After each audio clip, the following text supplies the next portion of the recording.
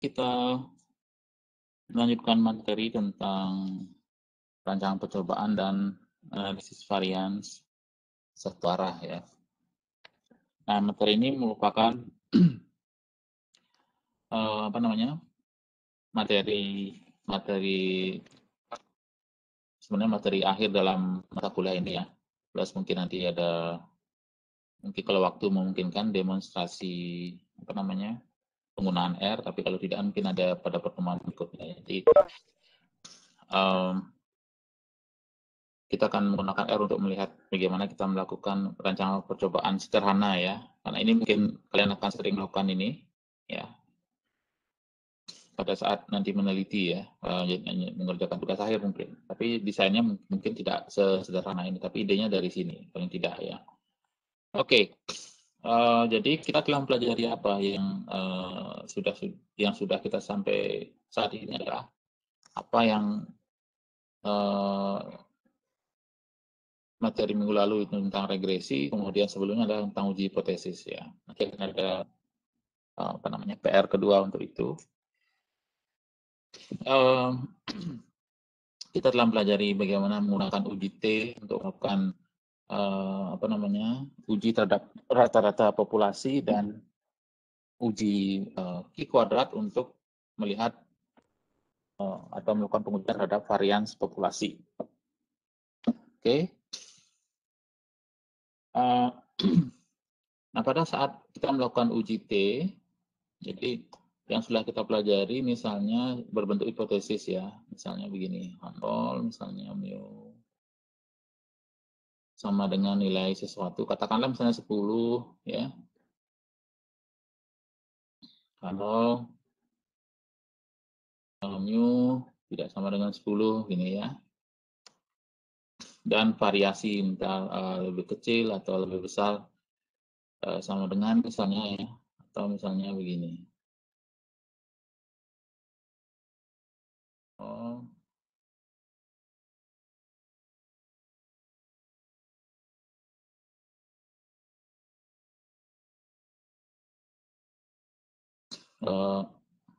Ini misalnya, sorry, HA atau H1 ya, bukan H0 semua. Oke.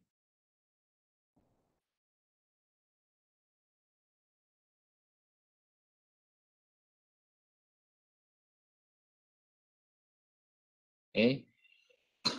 Nah, seperti itu misalnya ya. Jadi ada di materi uji hipotesis yang mungkin kita lihat sekilas peranan dari yang sudah kita pelajari. Jadi di sini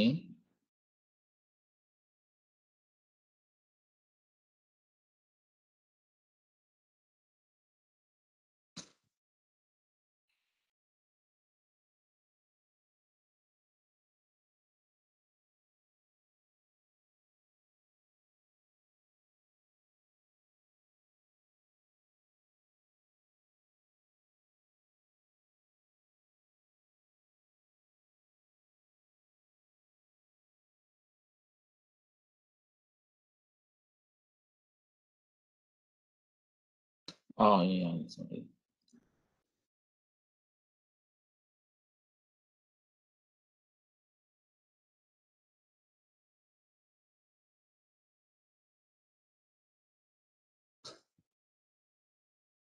Jadi yang sudah kita pelajari pada pertemuan sebelumnya seperti ini kan. Jadi ini nanti akan ada PR untuk ini ya. Jadi ini silakan dilihat lagi ya.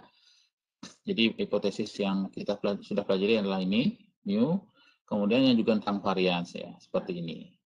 Oke. Saya tidak akan membahas ini lagi karena sudah dalam bentuk penggunaan software untuk membantu perhitungan dan juga dalam latihan menggunakan tabel ya. Baik.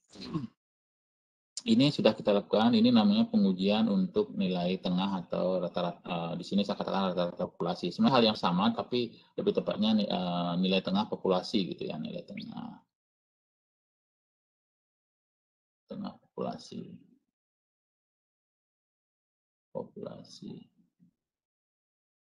Atau mu tadi ya. Kemudian kita juga bisa melakukan ini uji hipotesis seperti ini terhadap varians ya. Kalau di sini kita ganti dengan sigma kuadrat ya, sigma kuadrat sama dengan berapa misalnya variansnya gitu ya. Oke, ini sudah kita lakukan.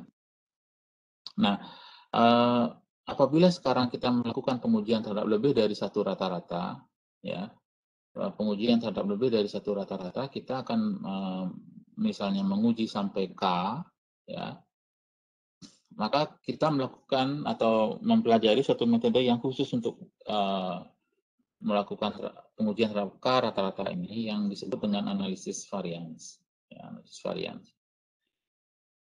Nah, sebelum kita membicarakan apa itu analisis varians, lebih dahulu kita membicarakan apa itu rancangan percobaan atau experimental design atau design of experiment. Ya. Jadi di sini kita meninjau kembali sekilas konsep percobaan ilmiah. Kemudian kita akan bicarakan apa itu rancangan percobaan atau experimental design. Oke. Nah, jadi rancangan percobaan ini berhubungan dengan bagaimana nanti kita mendesain suatu percobaan, ya, suatu percobaan yang akan membantu kita untuk mendukung ya hipotesis misalnya, ya, hipotesis dari penelitian kita misalnya gitu ya. Nah, dalam rancangan percobaan itu ada beberapa istilah, nanti ada istilah kontrol, misalnya ada istilah perlakuan atau treatment, ada misalnya apa namanya istilah faktorial dan lain-lain. Tapi di sini kita hanya membahas yang sederhana saja ya. Jadi kita akan mulai membahas ini apa itu rancangan percobaan. Nah, kalau kita ingat kembali, ya ada dua studi pada awal kita membicarakan kuliah ini, ada dua studi. Yang pertama adalah studi observasional atau pengamatan. Kemudian yang berikutnya adalah studi yang dilakukan dengan percobaan atau experimental studies. Ya. Secara prinsip ada dua perbedaan mendasar. Ya. Studi pengamatan itu tidak bisa kita mendapatkan hubungan sebab akibat atau kausal, ya. Tetapi yang kita peroleh adalah hanya berupa asosiasi. Jadi misalnya berat badan dan bukan berat badan, status misalnya merokok dan misalnya kanker paru-paru. Ya meskipun orang mengetahui bahwa merokok dan orang yang merokok mungkin memiliki kecenderungan yang lebih tinggi untuk menderita kanker paru-paru misalnya, belum tentu itu penyebabnya gitu ya. Harus dilakukan percobaan sebenarnya. Nah, di lain pihak kalau kita melakukan percobaan tentu saja tidak etis ya kan. Kalau melakukan percobaan orang diberikan misalnya rokok, kemudian juga korban misalnya adalah hanya terdapat hubungan asosiasi, artinya misalnya kalau semakin banyak penderita kanker paru-paru yang diakibatkan oleh merokok misalnya, setelah melakukan studi observasi, apakah misalnya pertanyaannya adalah apakah Anda merokok gitu ya misalnya selama sekian berapa tahun Anda merokok, dan kita rangkum dalam tabel kontingensi ya, tabel kalau kalian masih ingat, dan kita bicara odds ratio, risiko relatif yang seperti itu ya. Nah, di situ kita akan mendapatkan hubungan asosiasi pada dasarnya gitu. Ya. Hubungan kausalitas itu hampir sulit didapatkan, sebenarnya bukan tidak mungkin, tapi ini hanya menegaskan bahwa sulit gitu ya. Karena ada faktor lain mungkin ya. Genetika, kemudian kebiasaan lain ya, dan banyak faktor yang mungkin tidak akan bisa kita peroleh hanya dengan melakukan studi pengamatan atau observasi saja. Nah, pada studi percobaan terdapat hubungan sebab akibat karena kita bisa melakukan pengacakan dan juga perlakuan yang bisa kita kendalikan. Jadi suatu percobaan sederhana, katakanlah ada ini suatu obat A, katakanlah ini yang saya memberikan dua perlakuan misalnya A dan B gitu ya. Jadi katakanlah ini satu obat ya, obat, ini juga obat gitu. Obat B ini bisa berperan sebagai kontrol misalnya ya. Nah, biasanya ini bisa berupa apa yang mungkin disebut sebagai placebo gitu, tidak sebenarnya dia bukan obat apa, hanya kayak apa semacam tablet tapi cuma tidak ada apa-apanya, hanya memberikan efek ini ya, apa namanya? Ya efek placebo, tidak orang misalnya tidak tahu bahwa itu sebenarnya bukan obat gitu misalnya ya. Jadi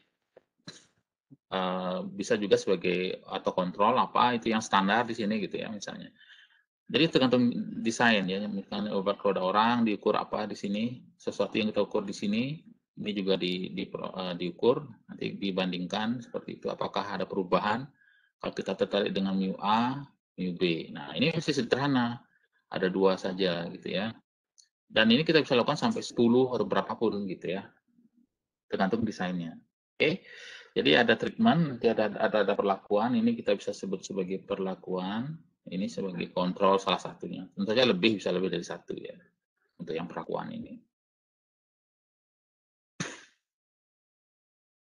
Rancangan percobaan itu dapat memunculkan munculnya faktor pengacau atau perancu, atau yang disebut juga dengan confounding factor, gitu ya, confounding factor.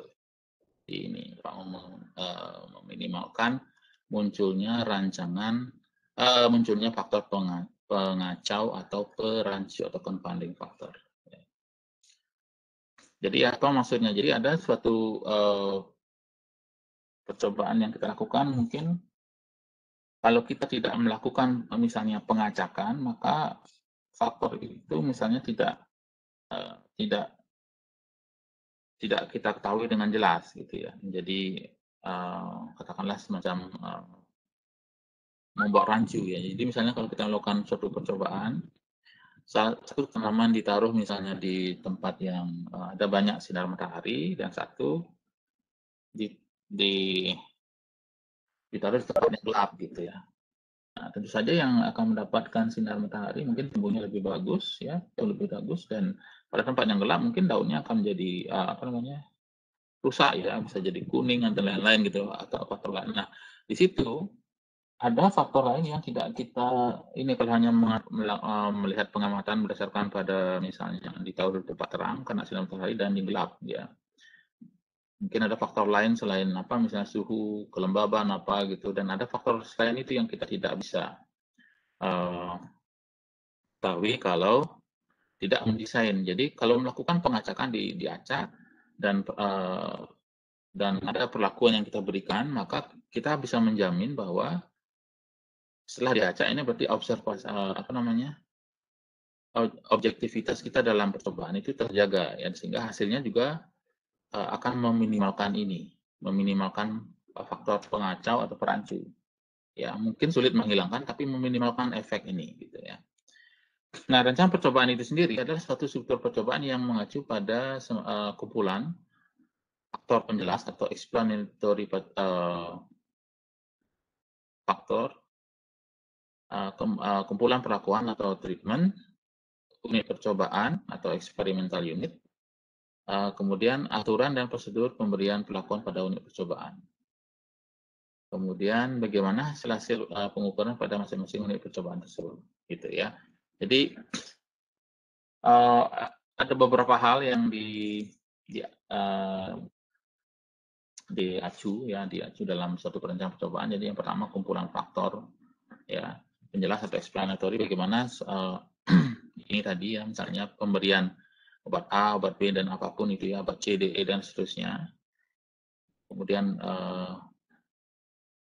kumpulan perlakuan itu, unit percobaannya apa misalnya di sini, apakah misalnya diberikan kepada ini, mungkin ini tidak ke human trial ya, jadi mungkin ke hewan ya, gitu ya, mana tikus, mungkin pada saat melakukan percobaan, kemudian kelinci atau apa gitu ya, atau jenis hewan yang kayak cepa gitu ya, yang mungkin kalian lebih tahu dari saya untuk ini. Oke, nah kemudian ada aturan dan prosedur pemberian perlakuan seperti apa. Di sini ada nanti ada levelnya ya, misalnya 20 mili, 30, 40 mili, 50 dan seterusnya. Yang satunya mungkin sebagai kontrol berapa gitu ya. Oke. Nah, faktor adalah variabel penjelas atau explanatory variable atau variables yang akan kita pelajari atau kita teliti dalam suatu percobaan. Oke, jadi misalnya adalah suatu penelitian tentang pengaruh harga pada penjualan barang mewah gitu ya, misalnya. Yang kita pelajari adalah harga. Ya, jadi misalnya ini harga pada penjualan barang mewah yang kita pelajari adalah harga. Jadi di sini harga menjadi faktor. Faktor ini, jadi saya ulangi bahwa faktor adalah variabel penjelas atau explanatory variable atau variabel bebas yang akan diteliti atau dipelajari dalam suatu percobaan. Ya. Oke. Kemudian kalau kita lihat seperti yang saya katakan tadi, kalau dalam suatu penelitian tentang misalnya harga, gitu ya, penjualan barang mewah, faktor yang dipelajari adalah harganya. Pengaruh harga terhadap dalam penjualan berarti harganya. Kalau kita variasikan harganya, bagaimana penjualan, gitu ya, dengan harga sekian, keuntungan berapa, barang yang terjual berapa, gitu ya. Kemudian faktor ini juga memiliki taraf atau tingkat, ya, tingkat atau taraf atau disebut juga dengan level bahasa ya level. Jadi faktor memiliki level.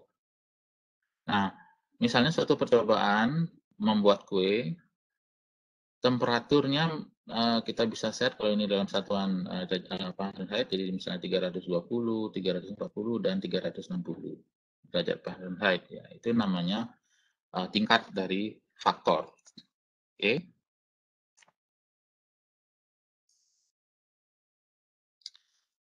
Kemudian perlakuan atau treatment yang diikutkan dalam satu percobaan ditentukan oleh kumpulan faktor dan tingkat masing-masing faktor. Nah, pada suatu studi dengan satu faktor saja, perlakuan itu bersesuaian dengan tingkat faktor. Jadi misalnya pada contoh pembuatan kue, itu masing-masing temperatur ya merupakan perlakuan di sini karena hanya ada satu faktor ya. Satu faktornya adalah temperatur saja. Jadi masing-masing temperatur itu akan menjadi sekaligus perlakuan. Oke. Jadi di sini karena faktornya hanya ada satu. Jadi faktornya apa ini? Ya, hanya berupa temperatur. Oke, ada tiga ini akan menjadi perlakuan. Perlakuan pertama misalnya untuk percobaan dengan suhu sekian ya. Jadi kita bisa buat seperti ini, katakanlah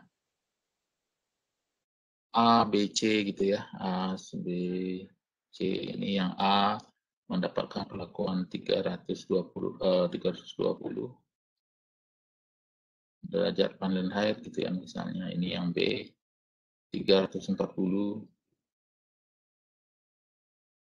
yang C 360. Jadi ini akan bersamaan dengan perlakuan, ada 3 jenis jadinya.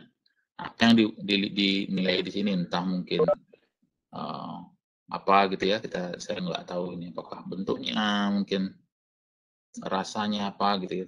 Nah, dalam satuan ini yang dalam kuantitas numerik yang bisa diukur ya. Nah, jadi ini misalnya ini hanya mengilustrasikan saja. Nah, kalau terdapat lebih dari satu faktor, ya lebih dari satu faktor, perlakuan akan bersesuaian dengan kombinasi untuk masing-masing faktor gitu. Misalnya ada harga, ya ada satu penjualan suatu tentang volume harga, misalnya ada dua harga rupiah satu dan Rp2 dan Rp1 gitu ya, Rp1 dan Rp2, dan kemudian ada juga warna faktor merah dan kuning. Maka masing-masing kombinasi harga warna, ya harga dan warna, harga strip warna seperti Rp1 merah merupakan menjadi perlakuan. Jadi di sini akan ada 4 perlakuan gitu ya. Jadi harga warna jadi merah Rp1, merah Rp2 dan kuning misalnya kuning Rp1 dan kuning Rp2 gitu ya misalnya. Ya. Jadi ini adalah merupakan suatu perlakuan. Oke. Jadi saya ulangi, perlakuan adalah satu faktor yang ingin atau variabel bebas, faktor adalah variabel bebas ya, variabel bebas yang akan dipelajari atau diteliti. Dan kalau kita memiliki hanya satu faktor, maka itu akan bersesuaian dengan perlakuan dari tingkat atau level dari perlakuan itu langsung ya. Kalau dua itu akan menjadi kombinasi dari masing-masing faktor ya. Kalau ada dua faktor di sini, harga dan juga warna gitu ya, harga, volume harga dan warna paket. Oke. Nah, unit percobaan atau experimental unit adalah unit terkecil dari satu percobaan ya, yang mana kita bisa memberikan perlakuan ya. Nah, unit percobaan ini biasanya kita tentukan dengan metode pengecakan. Nah, ya. Dan kalau kita ingin meningkatkan presisi dari pengacakan ya, presisi dari pengacakan itu bisa kita lihat, bisa kita tingkatkan dengan melakukan pengeblokan atau blocking. Ya. Jadi presisi dari pengacakan bisa kita tingkatkan dengan melakukan pengeblokan atau blocking. Oke.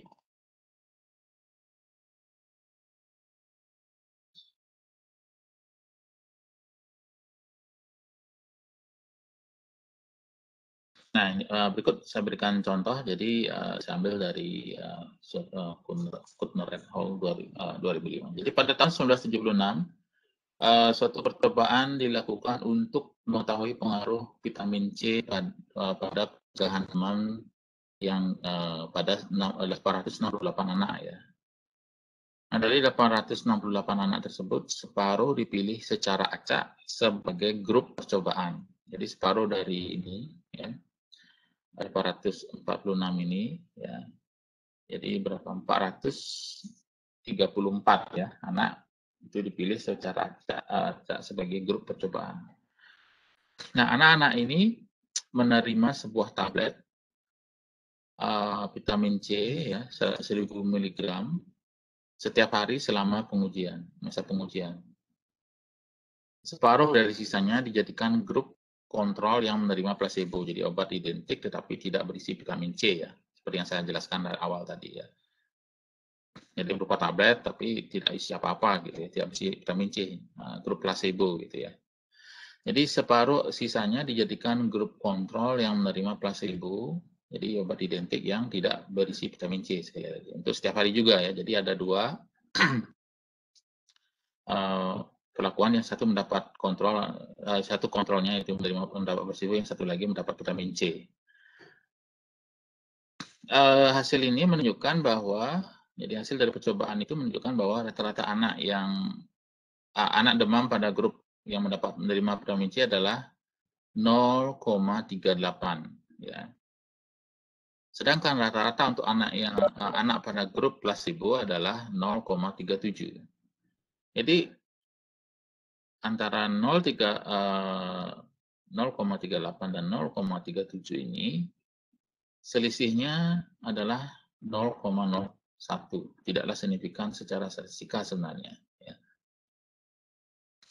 Oke, jadi hanya sedikit perbedaan dari rata-rata anak demam pada ini. Ya.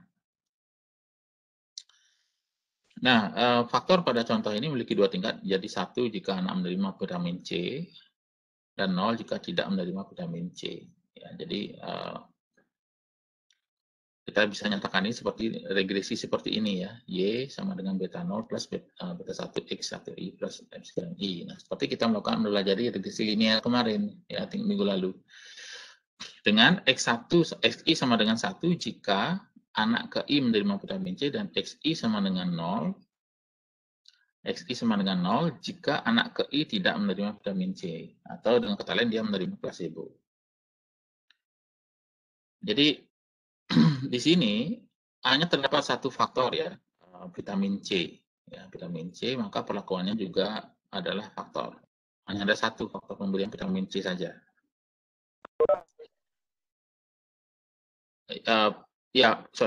Perlakuannya juga faktor gitu ya maksud saya. Jadi kalau hanya ada satu faktor, jadi perlakuannya juga menjadi faktor. Nah, jadi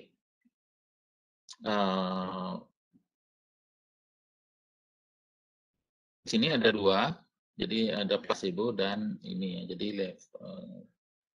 Jadi pelaku kontak sekaligus menjadi faktor. Jadi karena hanya ada satu faktor vitamin C, jadi ada yang mendapat vitamin C, ada yang placebo. Jadi dari dua grup kelompok anak itu, jadi ini yang menjadi kontrol. Dia mendapat placebo. Oke. Ya, unit percobaannya adalah anak-anak itu ya, anak yang menerima satu di antara dua perlakuan tersebut, ya.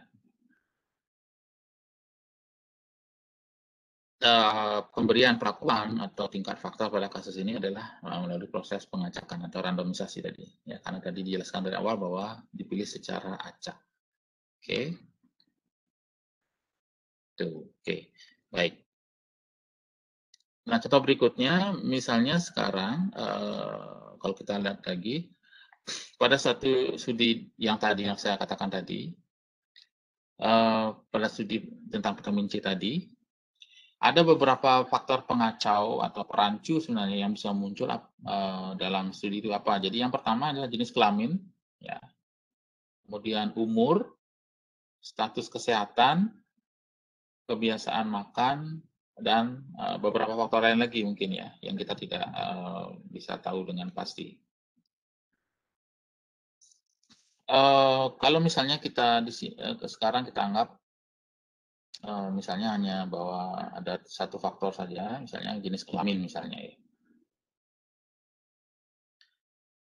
Nah, kalau kita menganggap ini hanya terdapat satu saja, sekali lagi kita mengasumsi misalnya di sini hanya ada satu faktor pengacau atau perancu tadi, misalnya jenis kelamin. Bagaimana cara kita menghilangkan jenis kelamin ini, pengaruhnya ya, bukan menghilangkan jenis kelamin, pengaruh jenis kelamin ini. Nah, kita bisa merancang suatu percobaan sehingga hanya laki-laki saja atau perempuan saja yang diikutkan dalam studi. Nah, itu mudah ya.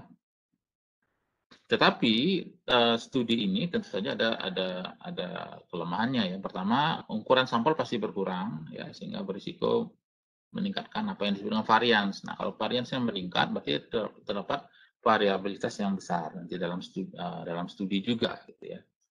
Kedua, kita tidak dapat menggeneralisasi atau hasil kepada jenis kelamin yang dihilangkan tadi ya.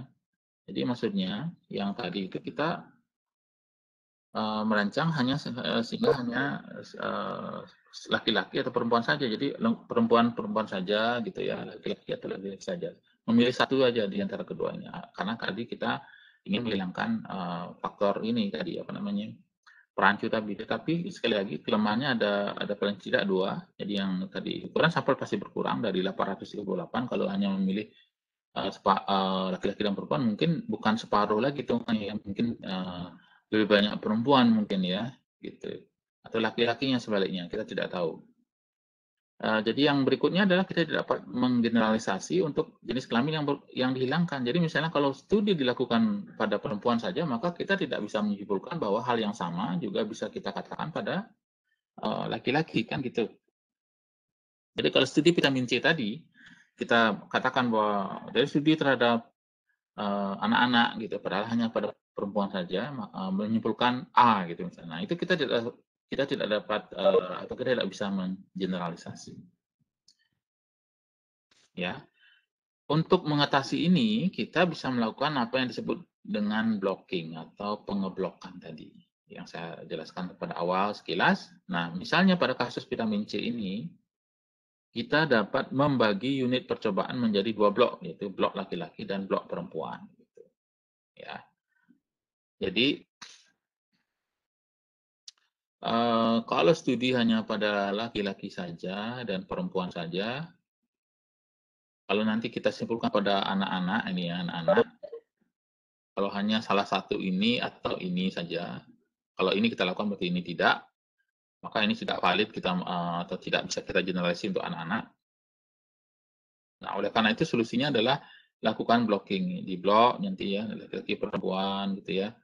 Nanti ada desainnya ya jadi intinya tetap digunakan tapi di blocking yang dibagi menjadi dua unit percobaan jadi laki-laki dan perempuan. Jadi artinya tetap dilakukan dua-duanya, laki-laki dan perempuan, tidak hanya satu seperti ini. Ya, oke. Jadi pada kasus ini kita bisa membagi unit percobaan menjadi dua, yaitu laki-laki dan perempuan. Jadi percobaan pada grup laki-laki kemudian dilakukan juga pengacakan pada pelakuan, ya, pada percobaan pertama dilakukan pada misalnya laki-laki, kemudian dilakukan pengacakan tadi pelakuan dan pengacakan perlakuan. Jadi pada laki-laki diberikan juga vitamin C dan ada yang placebo, ini ya diacak di sini, placebo juga ya. Ini juga sama, vitamin C, placebo juga gitu. Oke. Jadi percobaan dilakukan pada grup laki-laki, kemudian diberikan pengacakan. Bukan pula pada perempuan. Pengacakan seperti ini disebut dengan pengacakan terbatas atau restricted randomization. Oke, jadi pengacakan terbatas. Oke, baik. Apa yang kita pelajari dari contoh sekilas ini? Jadi yang pertama bahwa suatu percobaan kalau hanya terdiri dari satu faktor, maka faktor itu adalah juga sekaligus perlakuan. Kemudian masing-masing dalam karena satu faktor tadi, maka pemberian pada tingkat yang berbeda itu kan menjadi level atau taraf dari faktor itu. Nah, masalah kedua yang kita lihat dari kasus ini adalah kalau misalnya suatu studi dilakukan terhadap, dengan contoh ini ya, pemberian vitamin C ini dan placebo ini menimbulkan, bisa jadi masih ada faktor perancu atau confounding faktor seperti misalnya jenis kelamin, umur, dan tadi ya, status kesehatan dan lain-lain. Tadi kita mengasumsikan satu kasus saja jenis kelamin. Kalau kita itu anggap sebagai perancu atau confounding, maka kita bisa menghilangkan untuk satu laki-laki dan perempuan saja misalnya. Nah, tapi kalau kita melakukan yang ini tadi, kita tidak bisa menjelaskan untuk perempuan kalau kita hanya melakukan laki-laki, dan sebaliknya untuk laki-laki tidak bisa kita generalisasi kalau kita hanya mengambil perempuan saja. Nah, solusinya adalah melakukan apa yang disebut dengan blocking. Jadi blocking itu atau pengeblokan itu adalah melakukan atau membagi unit percobaan menjadi dua blok, laki-laki dan perempuan. Nah, jadi tidak mesti dua blok ya, berapapun tergantung apa yang kita ini ya. Kalau ini jenis kelamin kan secara apa yang sudah kita kenal ya ada dua gitu ya, bukan gender di sini ya, jenis kelamin gitu ya. Oke. Baik. Nah, dari apa yang kita berikan sekarang, bagaimana cara kita nanti menganalisis ini rancangan percobaan. Nah, di sini kita mempelajari apa yang disebut dengan analisis varian satu arah. Ya, satu arah. Oke.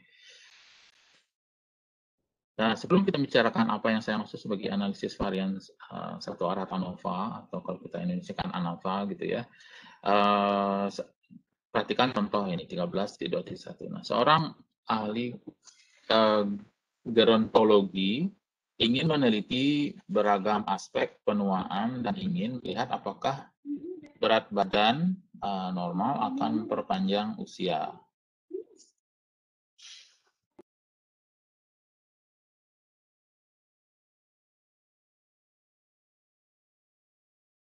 Seorang ahli gerontologi ingin meneliti beragam aspek penuaan dan ingin melihat apakah berat badan normal akan memperpanjang usia. Oke. Nah, ilmuwan tersebut memilih tikus yang baru lahir dan memberikan 3 perlakuan diet. Jadi yang pertama, perlakuan pertama adalah akses makanan yang tidak terbatas. Jadi diberikan makan apa saja.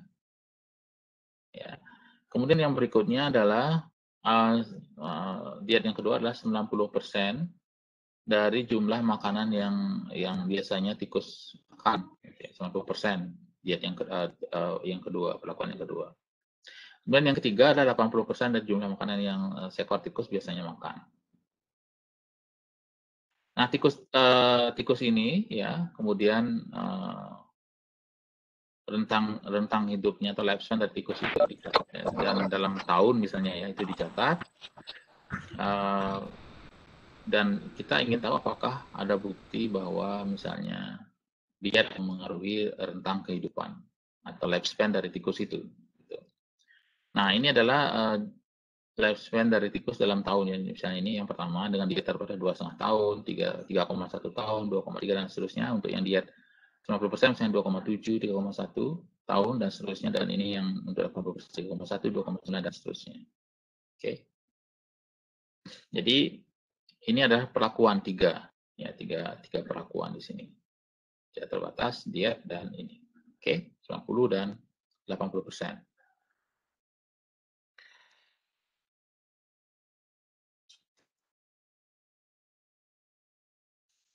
Nah, contoh berikutnya, seorang ahli endokrinologi mempelajari pengaruh genetika dan lingkungan, ya, genetika dan lingkungan terhadap produksi insulin pada jaringan pankreas dari 5 kelompok tikus percobaan.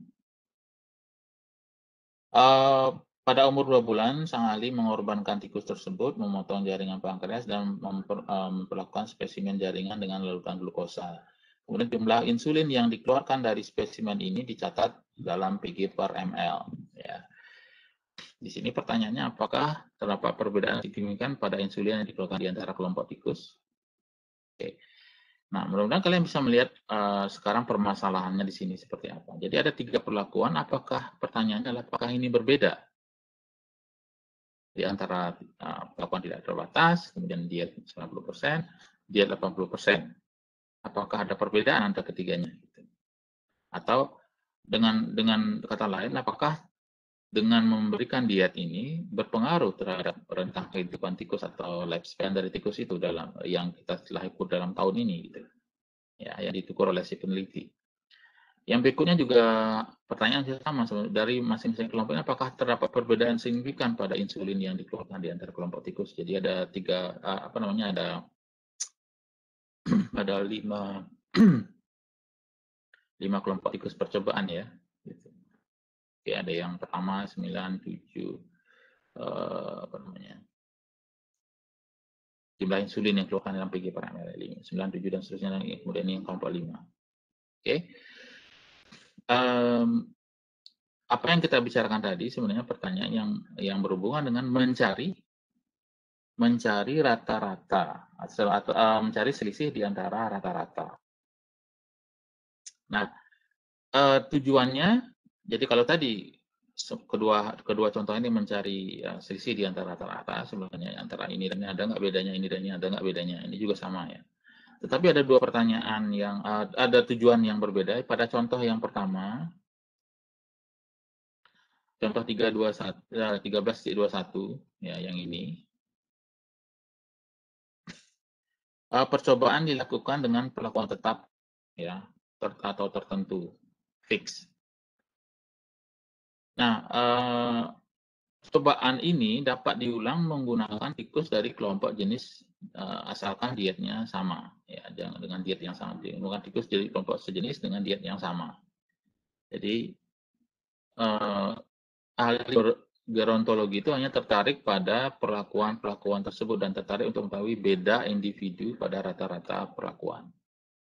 Jadi, fokus utama dari ahli gerontologi tadi adalah pada perlakuan dan tertarik untuk mengetahui beda pada masing-masing individu dari pada rata-rata dari masing-masing individu itu ya, pada rata perlakuan tadi. Nah, ini disebut sebagai efek tetap atau ANOVA model 1. Tipe studi yang kita lakukan tadi. Jadi tertarik hanya pada diet ini dan rata-ratanya berapa pada dasarnya. Untuk yang studi kedua, kelompok tikus adalah sampel acak dari sampel tikus. Tujuan studinya adalah melihat atau mencari apakah ada variabilitas antar kelompok yang ada yang bisa kita anggap sebagai perbedaan genetik misalnya.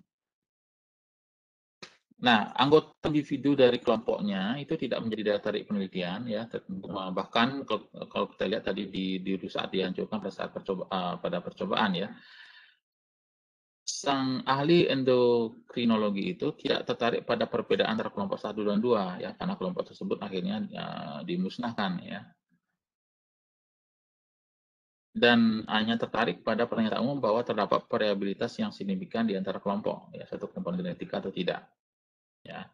Dan ini kita sebut sebagai ANOVA model 2 yang disebut dengan apa namanya, studi tentang efek acak, ya, atau random effect. Jadi yang pertama efek atau fixed effect itu disebut dengan ANOVA model 1, dan yang kedua adalah efek acak atau random effect model, ya, ANOVA model 2. Oke. Jadi di sini sekali lagi ini interestnya adalah terhadap perbedaan dari ini tadi, ya, rata-rata pada berbeda individu pada rata-rata pelakuan tadi. Kemudian yang kedua itu ketertarikan dari peneliti adalah mencari variabilitas antar kelompok yang bisa dianggap sebagai perbedaan genetika antar kelompok yang di sini. Oke, karena itu ya. Oke. Nah, model 1, jadi ANOVA model 1 adalah model yang disebut sebagai model satu arah, kemudian diacak secara lengkap dengan pengaruh tetap atau fixed effect. Asumsi model 1, jadi yang pertama, K sampel menyatakan sampel acak yang diambil dari K populasi yang spesifik dengan rata-rata mu1, mu2, dan seterusnya sampai mu-K. Nah, di sini mu1, mu2, dan seterusnya sampai mu-K adalah konstanta yang tidak diketahui. Oke.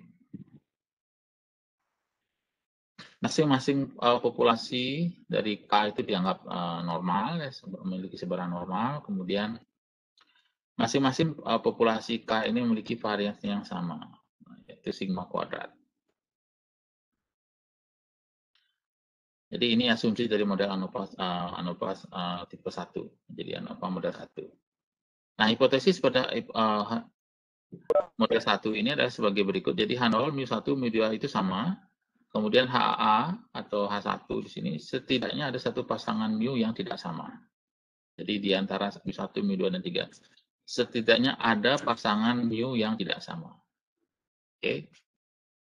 Dengan kata lain, hipotesis 0 mengasumsikan bahwa semua perlakuan memiliki rata-rata yang sama, sedangkan hipotesis alternatif tidak mengklaim semuanya berbeda, namun beberapa setidaknya berbeda. Jadi di sini tidak akan mengatakan bahwa mu1 dan ini semuanya berbeda, jadi mu1 tidak sama dengan mu2, tidak sama dengan mu3, bukan begitu ya, dan seterusnya.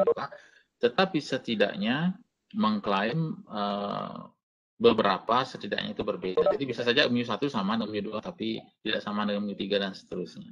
Oke. Jadi ada beberapa bagian yang tidak semuanya ini ya harus berbeda gitu. Oke.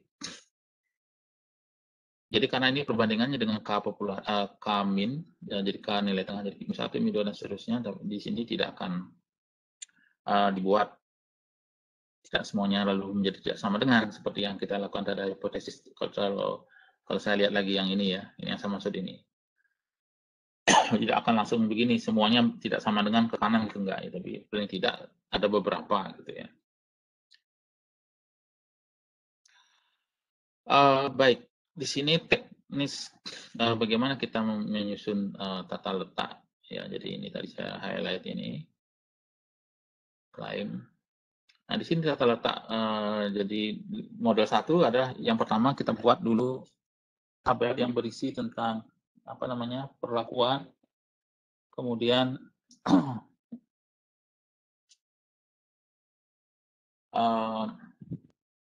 ini ya 1, 2 dan seterusnya, ini K perlakuan.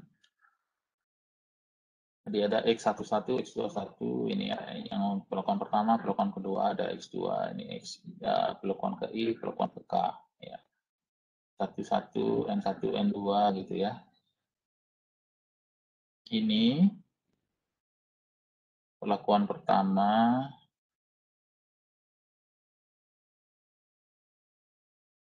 kemudian oke, saya baru sadar ini bukan ini sebenarnya, bukan X2.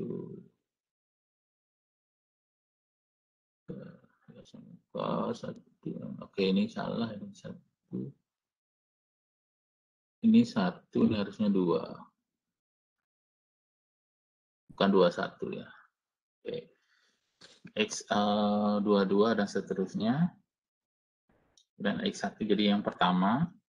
Yang kedua, jadi lihat di sini ada sebanyak N seperti ini ya. Oke, ini kalau dulu biasanya kita mengerjakan manual, tapi sekarang tidak perlu menurut saya, jadi kita gunakan software langsung. Jadi tapi konsepnya seperti ini.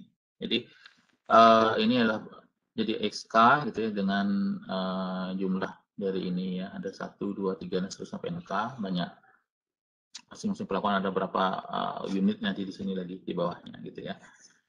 Lalu dijumlah total dicari rata-rata. Jadi total 1, total 2, total 3 dan seterusnya, total I, total K. Jadi ini semua pada pelakuan ke I, yaitu TI sama dengan jumlah dari XIJ titik ya. Oke, ini secara matematis seperti ini ya simbolnya. Jadi ini dijumlahkan dicari rata-rata. Jadi masing-masing dijumlahkan, cari rata-rata, masing-masing dijumlahkan, cari rata-rata dan seterusnya. Oke. Rata-rata untuk pelakuan ke I adalah otomatis jumlah ini dibagi banyaknya masing-masing ini. Ini NI nanti masing-masing ini. N2 berapa, sampai totalnya berapa banyaknya ini sampai NI. Oke. Jumlah total semua mata adalah ini. Dan total amatan adalah ini. Ya, jadi banyak amatanya N sama dengan sigma I sama 1 sampai K NI. Oke. Rata-rata keseluruhan kalau kita jumlahkan semua amatan ini kita jumlahkan kemudian dibagi N, itu yang namanya rata keseluruhan, dapat itu sebagai T titik-titik ini sebagai ini. Oke, ini saya tidak akan fokuskan ini ya, ini betul manual. Jadi untuk yang biasanya yang belajar statistika ya, atau kalau mau belajar rancang dengan lebih rancang percobaan yang lebih sifatnya lebih ke matematisnya, aspek matematisnya. Oke. Nah, kalau kita melakukan secara manual tadi ini ya, untuk contoh yang tadi di atas,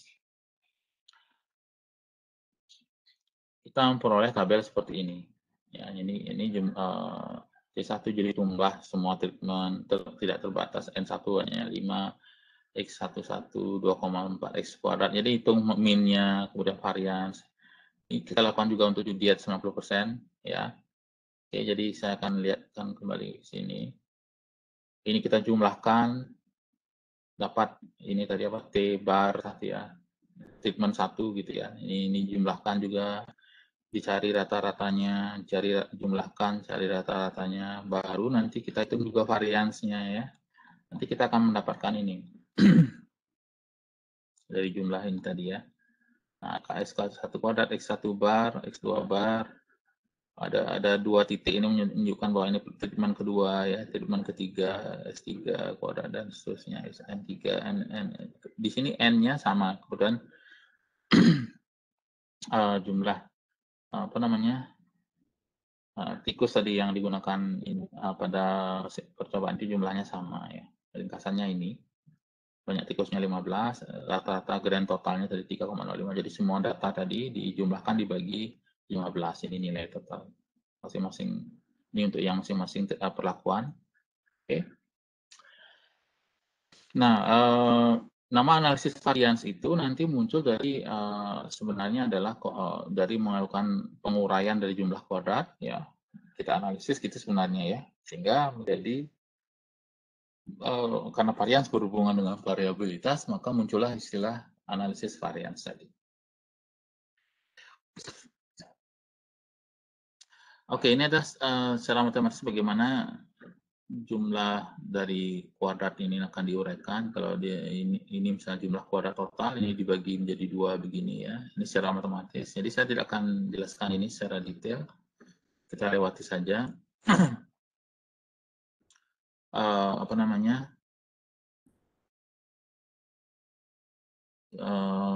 Dari sekian jumlah ini dianalisis kemudian diurai menjadi penjumlahan. Jadi ini istilahnya ini ya.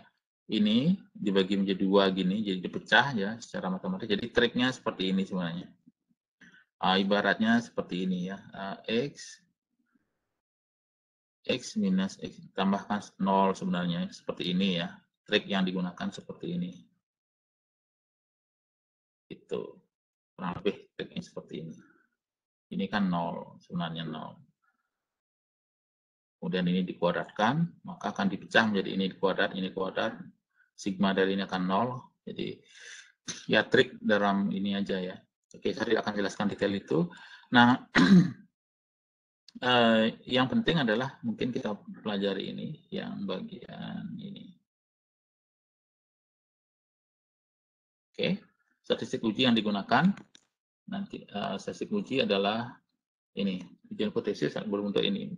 mu1, mu2 sampai mu(k) dapat dilakukan menggunakan uji rasio ini, memiliki sebaran F dengan derajat bebas ini, dan V1 sama dengan K-1 dan NK. Oke, saya tidak sempat menyinggung ini, dan mungkin kita tidak akan menggunakan tabel ya. Kita akan menggunakan yang lain nanti, mungkin menggunakan p-value aja. Secara umum kita mengharapkan bahwa statistik F akan lebih besar daripada 1 jika handlenya salah, dan untuk mu-i yang berbeda, rata-rata yang berbeda. Jadi uji F dalam ANOVA selalu berupa satu sisi. Oke, ini terlalu teknis ya, karena saya tidak sempat menyinggung ini. Nah, jadi tabel ANOVA-nya akan sebenarnya gini. Jadi dari JKT tadi diurai menjadi 2, ada yang disebut dengan galat, ada yang disebut dengan perlakuan. Galat itu error, ini perlakuan karena memberikan treatment ya, jadi akan diurai menjadi tabel. Inilah yang nanti yang disebut dengan tabel ANOVA gitu ya. Oke, nilai F tabel ini berhubungan dengan tabel F. Saya pikir pakai p-value aja nanti biar lebih ini. Nilai F sama dengan 2, F212, 3,9, dan nilai F ini ya, jadi di sini handle ditolak, jadi signifikan terhadap lebih besar daripada galat rata-rata kuadrat. Oke, jadi di sini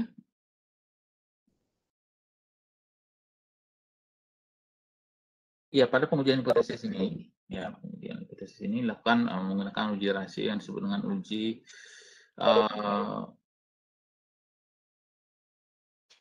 F ya, kemudian kita mengharapkan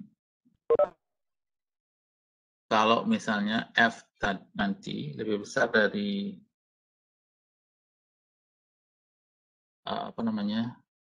dari 1, maka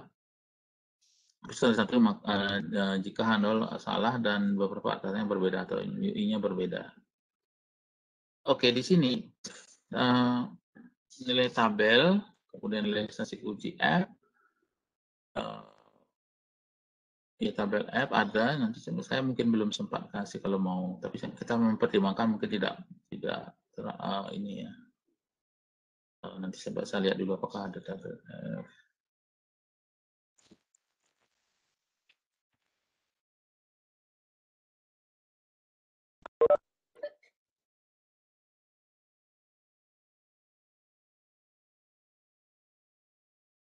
Tabel F.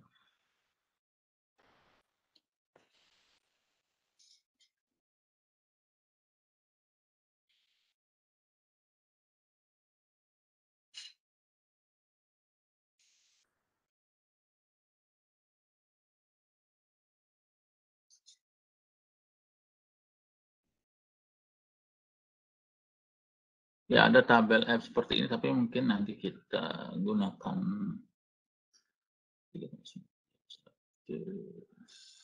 oke. Sementara saya skip dulu penggunaan tabel karena ini harus dibahas dulu. Oke, nanti kita cek dulu apakah perlu pakai tabel lagi atau cukup dari output R aja nanti ya. Jadi intinya adalah hipotesisnya ini, kita melakukan hipotesis ini sebenarnya ya. Handle mu1 sama dengan mu2 dan sama dengan mu(k), dan tadi HA-nya setidaknya ini ada yang berbeda gitu paling tidak. Ya, tidak semuanya harus berbeda, tapi setidaknya ada yang berbeda. Nah, kalau misalnya di sini ditolak, jadi dengan kata lain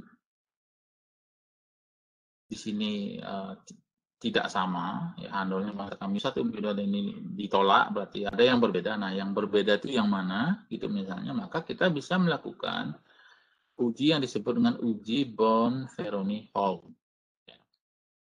Jadi ketika H0 ditolak, maka simulon kita adalah setidaknya ada satu pasang rata-rata yang tidak sama gitu.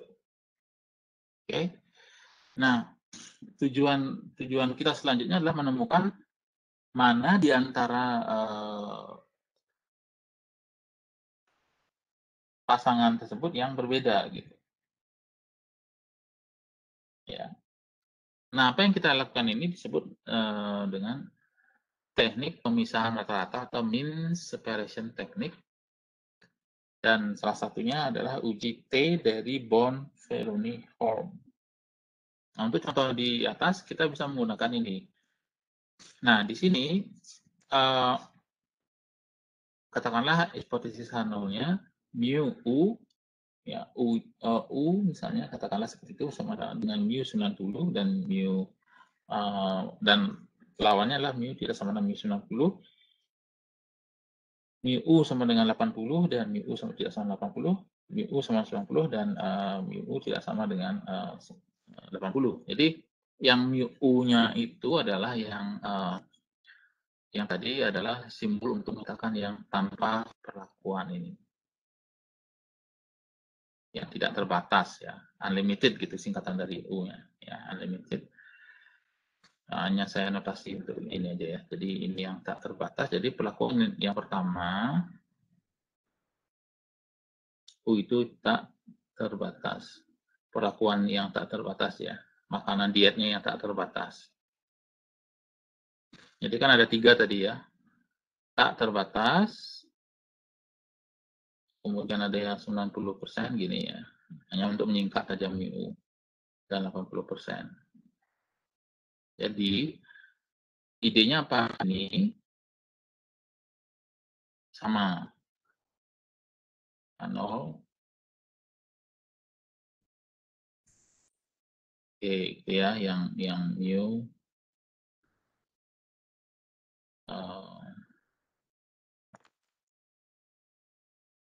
ambil saya nggak tulis lagi jadi ini dan ini akan menimbulkan ini. Kemudian yang unlimited tadi ini dan ini yang tetap terbatas ini dengan ini, munculkan terus ini. Kemudian yang terakhir adalah ini dan ini, 90% dan 80 akan munculkan ini. Gitu. Ya, jadi dari ini hubungannya dengan ini. Ini hubungannya dengan ini hubungannya dengan ini. Jadi hanya ada 3 kemungkinan ya. Jadi kalau secara matematis 3 kombinasi 2.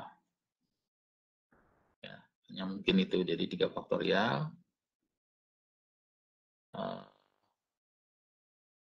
faktorial, 1 faktorial berarti sama dengan 3. Ya, jadi ada 3 saja. Kan adu perpasangan ya.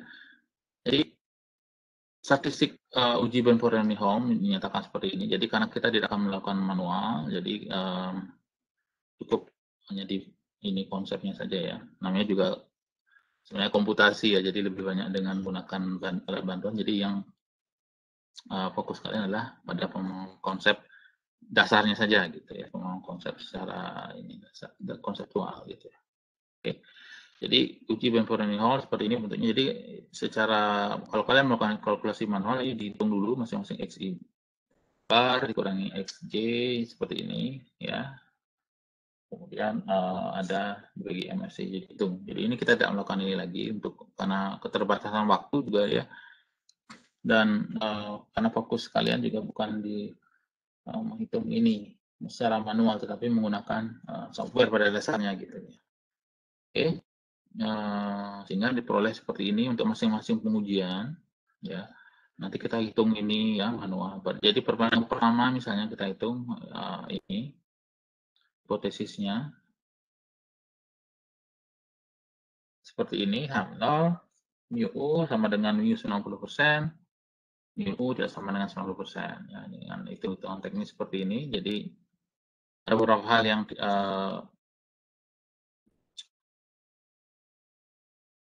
dan ini prosesnya manual yang ini ya.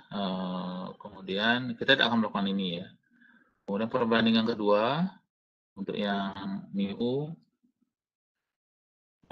sama dengan 80% dan mu U tidak sama dengan 80% ya.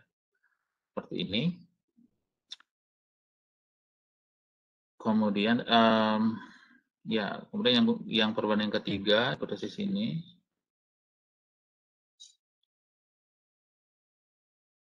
ya mu 90% sama dengan mu 80% versus HA-nya mu 90% tidak sama. Jadi dengan pemberian diet 90%, hipotesisnya tidak memberikan perbedaan ya, sama saja gitu. Hipotesis tadinya tidak, mereka berbeda dua-duanya. Oke. Nah, di sini disimpulkan bahwa dia tidak terbatas, tidak berbeda secara signifikan dengan 90 dan 90-80 tidak berbeda. Nanti saya akan jelaskan di bagian menggunakan R-nya saja ya. Oke.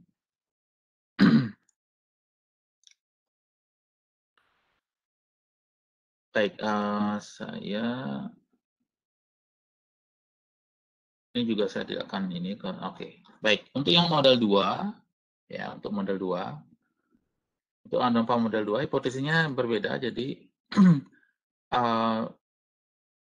yang model 2 itu tentang variabilitas. Jadi tidak terdapat variabilitas signifikan di antara kelompok. Jadi seperti kita melakukan pengujian terhadap varians ya.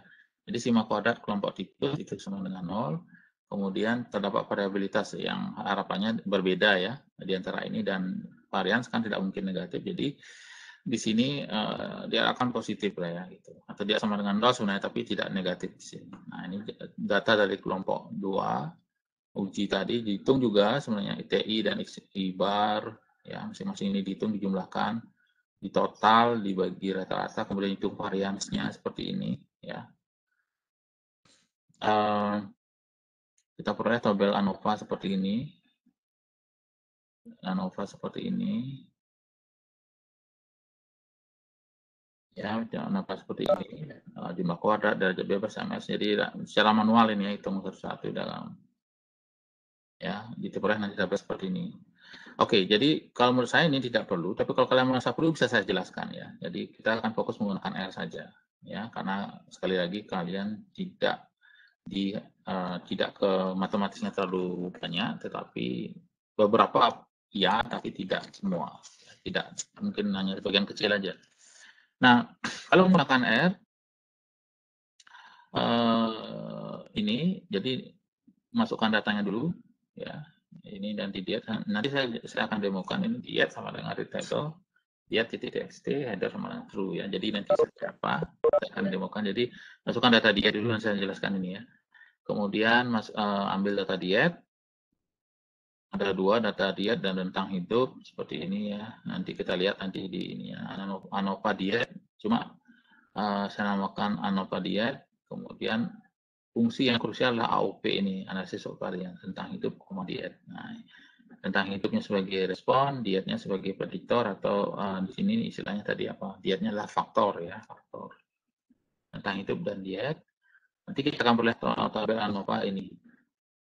AOV seperti ini, residual, sum of square, dan seterusnya seperti ini. Nah, di sini ada summary ANOVA diet. Di sini nilai-nilai yang kita perlukan ya. Oke.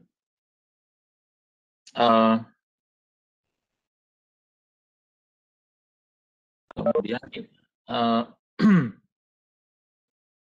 bagaimana kita melakukan misalnya melihat masing-masing dari rata-rata dari masing-masing data tadi. Jadi ada fungsi T apply, rentang hidup, diet. Jadi masing-masing rata-rata kita peroleh seperti ini, 3,54, 3,14 dan seterusnya. Nah, yang penting adalah melakukan ini pairwise t-test. Ya, rentang hidup, diet, p-adjust, meta sama dengan home. Nah, ini yang kita perlukan. Nah, dari sini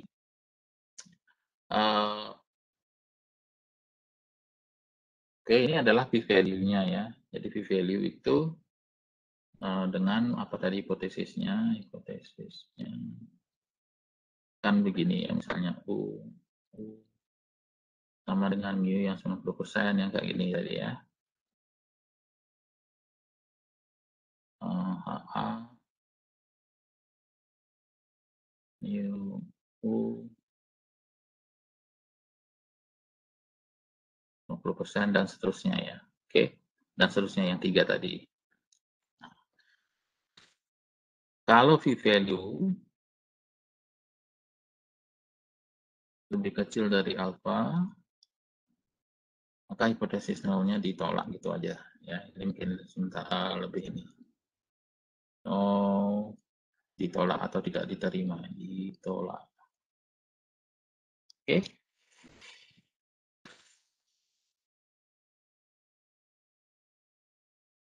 Nah, di sini apa yang kita bisa lihat dari ini adalah diet tak terbatas atau yang saya simulkan tadi.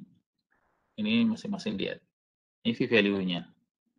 Tak terbatas dan diet 90%, ini 0,047. Jadi kalau saya menggunakan alfa sama dengan 0,05 misalnya, ini kan masih lebih kecil dari alfa ya. Jadi ya di sini handle-nya ditolak. Jadi ini ditolak berarti ini yang kita terima mu 90 dan diet tak terbatas itu berbeda secara signifikan gitu ya. Jadi diet pemberian blokan diet itu berbeda. Kemudian ini juga yang tak terbatas dan diet 80%. Yang 80% ya, ini 80%, dan tak terbatas, v-value-nya lebih kecil dari alfa. Alfa lebih kecil dari alfa, ini juga lebih kecil dari alfa. Jadi hipotesis nol yang mengatakan bahwa mu u dan sama dengan mu 80%, ya. Kemudian H alternatif mu U tidak sama dengan mu 80%, gitu ya. Nah, berdasarkan pada data percobaan itu, maka ininya hipotesis nolnya ditolak. Jadi diet 80% dan diet 90% itu berbeda. Nah, di sini untuk yang 90% dan 80% ini lebih besar dari alfa, yang lebih besar dari alfa sama dengan 0,5, jadi hipotesis nolnya diterima. Jadi mu 90%. Tadi kan ini ya, 40%.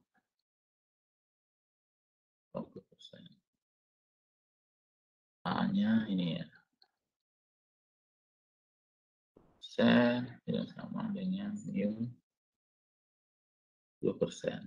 60% ya.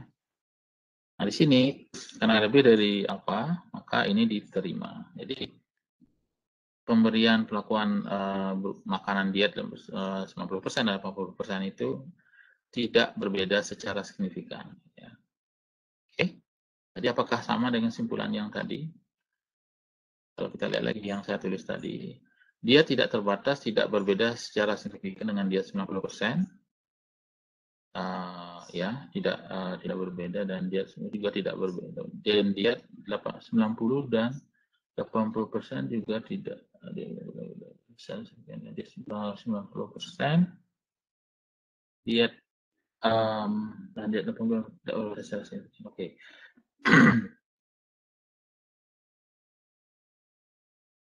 Oke, baik. Tadi ada sedikit perbedaan ini ya.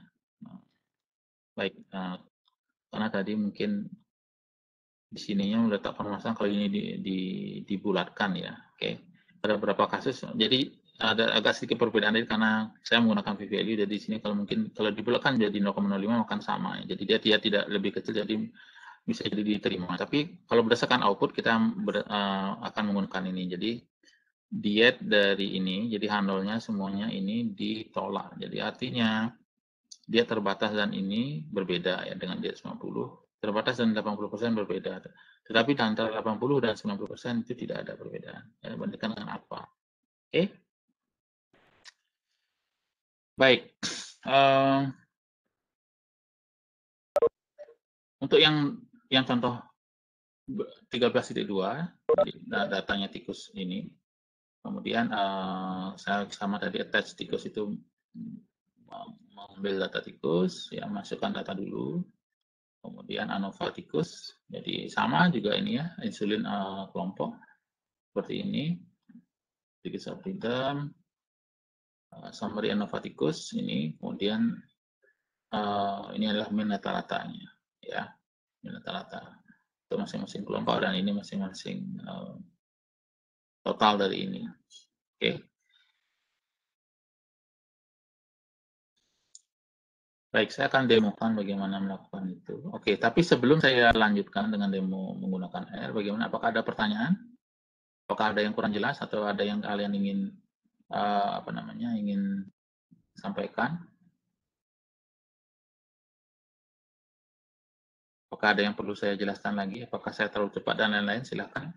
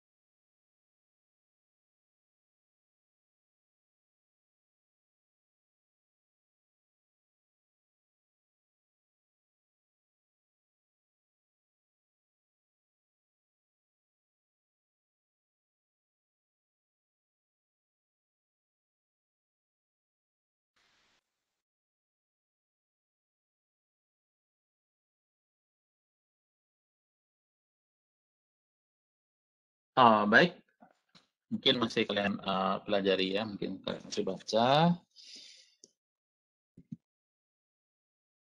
Ya, baik. Saya akan lanjutkan. Jadi, kalau saya lihat kembali, jadi ini ya, data ini. Ya, saya lihat kembali data percobaan pertama. Tadi ini ya, dietnya tidak terbatas, diet 90% dan diet 80% ya. Bagaimana kita mempunyai masukkan data ini dalam R? Jadi data yang kalian punya adalah seperti ini ya. Jadi bentuknya seperti ini. Saya namakan rentang hidup, kemudian ada diet. Ya. Jadi ini bersesuaian dengan ini ya. Jadi misalnya, oke. Jadi 2,5 atau 2,5 tak terbatas. Jadi ini sebenarnya bisa dikodekan apa, kalian bisa pakai apapun ya, TT tidak terbatas apapun terserah ya, asalkan ini yang harus benar. Jadi rentang hidup dan diet. Jadi diet ini itu perlakuan kita hidup. Oke. Ini nama dietnya terbatas, diet 90%, diet 80%. Jadi 2,5, 3,1, 2,9, 1,9, 2,4. Oke, kemudian diet 50%, 2,7, 3,1, 2,9, dan 3,7, dan seterusnya. Yang 80%, 3,1, 2,9, 3,8, 4 ya. 4,3%.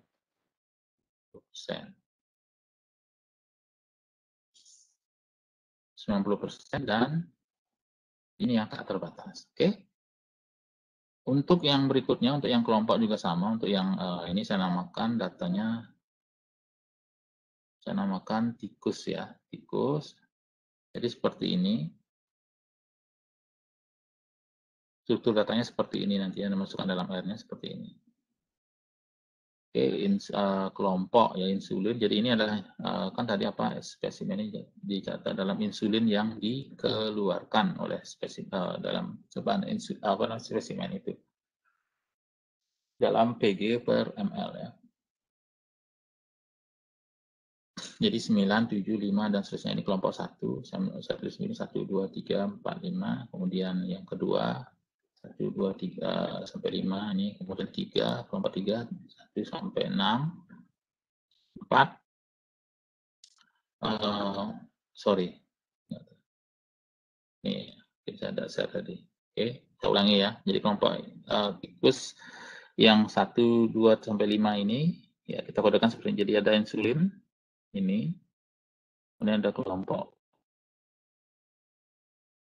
Jadi kelompok adalah ini 1, 2, 3, 4, 5, 9, 7, 5, 5, 3 gitu ya. 5, 5, 3, kemudian 4, 6, 7, 11, 5. 3, 5, 9, 0, 10, 6, dan seterusnya sampai dengan 11. Jadi ini kelompok 1 sampai dengan 3 ini, kelompok 2, dan seterusnya. Ya, seperti ini. Inilah kelompok 5. Oke, nah bagaimana kita melakukan tadi? Jadi saya akan melakukan analisis ini ya, seperti ini. Melakukan analisis varian seperti ini.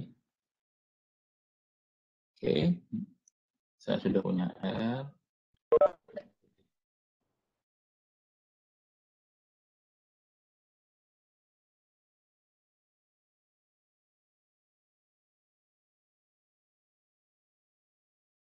Oke.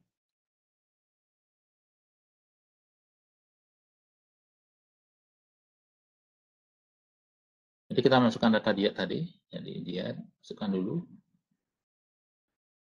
Di diet seperti apa ya. Jadi kita bisa lihat untuk yang diet. Oke, ini data yang kita masukkan tadi ya.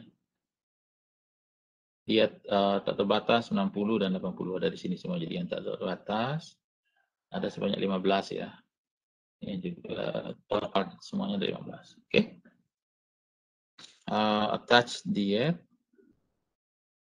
Oke, ANOVA diet sama ANOVA tentang hidup. Ini adalah data tentang hidupnya, ini adalah dietnya. Ya, ANOVA diet. Oke, kita perlu summary. Summary dari ANOVA atau ringkasan dari ANOVA ini ya. P value, kemudian nilai-nilai yang ini ya, yang ini akan sama persis dengan tabel, harusnya tabel dari yang sudah saya buat secara manual ya. Saya tidak fokuskan tadi ya.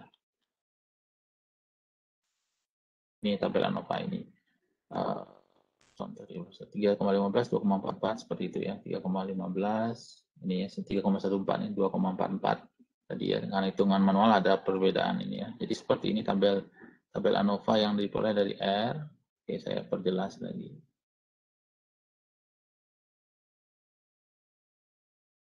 Ya, oke, saya sini.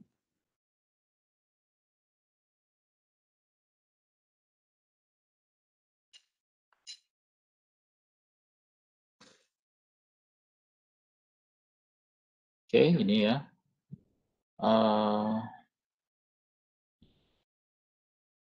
Diet Degrees of Freedom 2 ini dia bersesuaian dengan ini. 2 dan ini. 12 ini. Sum of square-nya ini. Sorry. Sum of square-nya ini 3,15 persennya 3,145 karena dihitung ada pembulatan dan lain-lain ya. 2,44 ini. MS ini adalah ini 1,57 ini, MS yang ini adalah 0,2 ini. Kemudian F value adalah ini. Ini P value-nya ya, P value dari ini pengujian ini. Jadi ini juga kita bisa simpulkan kalau lebih kecil dari alfa ini ditolak sama seperti ini ya. Kita tidak menggunakan F tabel tapi menggunakan ini saja lalu ditolak. Oke, seperti tadi. Oke. Ya. Apakah kalian melihat ini tadi yang saya sharing? Jangan tidak di ini tadi ya. Oke, saya ulang ya. Jadi kalau summary ANOVA akan menghasilkan tabel seperti ini. Dietnya ini, yang 2 ini, DB, DF di sini, Degrees of Freedom, derajat bebas.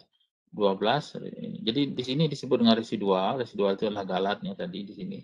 Diet, ya dietnya adalah perlakuan tadi. Saya namakan istilah Indonesia ini diet yang merupakan perlakuan. 2, 12, 2 ini 12, kemudian sama sekian jumlah kuadrat 3,15. Galat 2,44 ini. Minnya, min square-nya, inilah min square, ms ini min square 1,5 sekian ini. 0,23 ini, kemudian F value-nya adalah ini 7,67 ini, V value-nya adalah ini.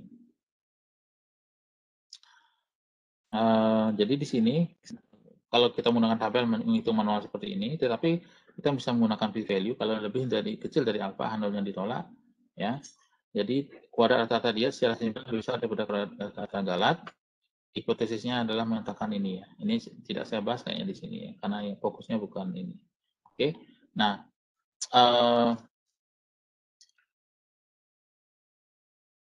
jadi di sini oke, tapi intinya adalah galat ini yang sama, tapi hipotesis nolnya adalah ini sama. Jumlah kuadrat galat dan ini sama, tapi persis tidak sama gitu ya, alternatifnya tidak sama. Nah, karena di sini kalau menggunakan tabel dia lebih besar dari statistik uji ini 3,89. Tapi kalau kita menggunakan R, kita dapat V value, ini artinya ditolak handle-nya, berarti mereka tidak sama.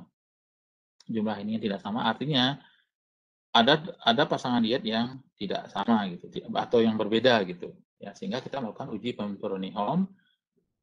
Langkah selanjutnya adalah ini. Oke, ini pairwise di tes rentang hidup diet adjust maximum Ohm. Iya. Oke, seperti ini yang tadi kita sudah peroleh. Oke, sudah saya jelaskan tadi. Nah, untuk melihat rata-rata dari masing-masing dalam bentuk kolom tadi, ya kalau kita lihat diet tadi berbentuk seperti ini kita tidak perlu hitung manual lagi, tapi bisa menggunakan fungsi namanya T apply, yang fungsinya adalah min. Min itu untuk menghitung rata-rata. Oke, ini rata-rata dari masing-masing. Kemudian untuk tikus sama, jadi sudah saya jelaskan tadi contoh datanya bertipe seperti apa ya tikus.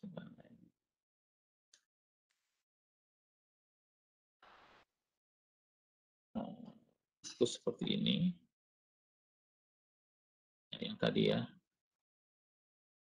Pokok 1, 2, 3 sampai dan seterusnya. Kemudian tes tikus, ambil data tikus. ANOVA tikus, AOV insulin kelompok. Jadi kelompoknya menjadi ini ya, apa namanya tadi perlakuan ya, ada insulin. Ini yang jadi responnya berapa insulin yang di ini. Oke, itu secara sekilas di sini. Perintah ini maksudnya. ANOVA tikus. Ini tikus, kemudian summary-nya ANOVA tikus. Ya, summary-nya di sini. Oke. Ini juga lebih kecil dari alfa dan jadi antar kelompok dari sebuah itu berbeda, berarti ada pasangan yang berbeda gitu ya. Tapi saya tidak melakukan itu, jadi cukup itu saja mungkin alfa tipe 1. Oke. Min, sum, dan ini adalah jumlah rata-rata dari ini kan jumlah dari masing-masing sel dari apa namanya min dan sesuai dengan tabel. Gitu. Oke, ya jadi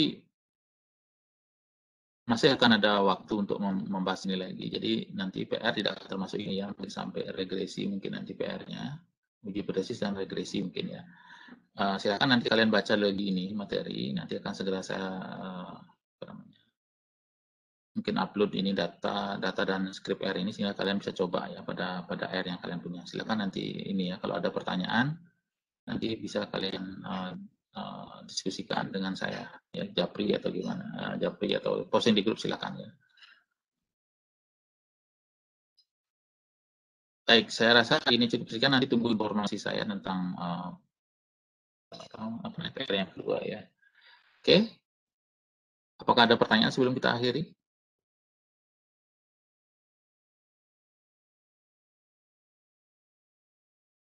Belum ada, Pak.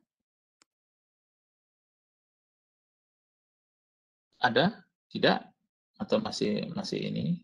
Masih perlu dibaca? Ya, oke. Nanti kalian perlu waktu untuk membaca itu lagi ya. Nanti silakan dibaca lagi materinya. Oke, atau nanti mungkin lihat ini ya. Nanti saya posting segera video yang ini. Kalau kalian masih perlu ya, silakan. Baik, saya rasa hari ini cukup sekian. Terima kasih untuk partisipasi kalian. Nanti kita lanjutkan lagi ya. Tunggu informasi dari saya. Ya. Oke, selamat siang.